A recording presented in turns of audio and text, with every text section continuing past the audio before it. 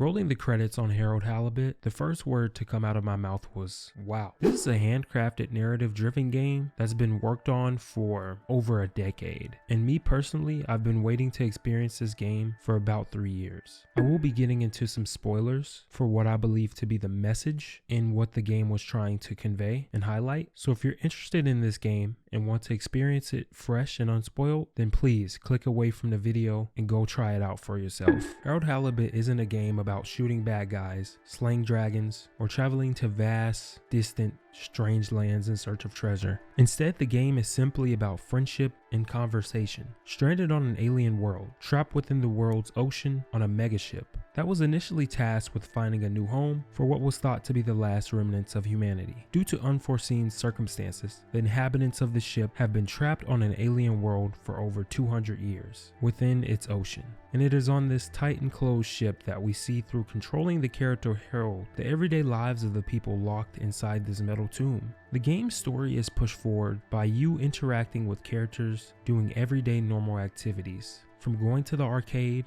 grabbing a bite to eat at a local restaurant on the ship, or even helping out with tasks. These interactions you have with your neighbors let you find out what kind of person they are, their hopes, dreams, and even their fears. All these are open for you to find out through simple conversations you have with the people. Though not required to have every single conversation with each person on the ship, you would be missing out significantly on the experience that Harold Halibut is giving you if you choose to ignore most of these conversations you can have. It also helps that everyone on the ship has their own unique personality and quirks. Your boss and mother figure, Jean Mariox, is the main person who helps you on your journey to figure out how to set the ship free. For Jean, her main goal is to figure out a way to get the ship free from the aliens' planet's ocean. Once she finds some strong evidence in her lab with the help of Henry, she keeps a one-track mind throughout the game to do so. I believe this is mainly sparked on by her age. She is an older woman who has lived on the ship most of her life, and when she sees a window of opportunity to travel the stars once again in search of a new home,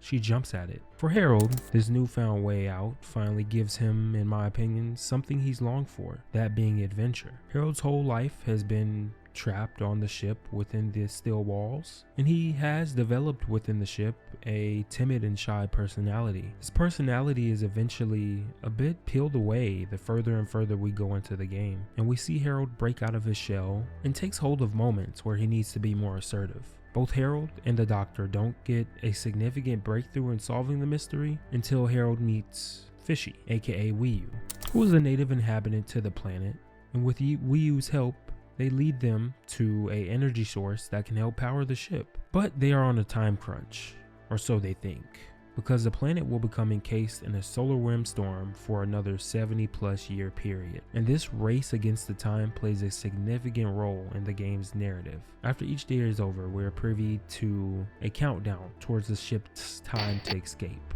And with each day is where Harold just goes around and does everyday stuff around the ship. And every day, that's where you can either push the narrative forward with the main conversations you're supposed to have, or go on side quests and have conversations with people who aren't necessarily integral to the narrative of the game. This cycle of gameplay isn't necessarily for everyone, and much of the gameplay is really just talking to people. You do have a few puzzles, but most of them are click through. With the conversations being such a core pillar of the game, it does start to drag towards the end of it. I personally believe that if the game was a bit shorter, the experience would have been much better. But if you're willing to be patient and go along for the ride that the game is trying to lead you down, well then, I think it would be worth it.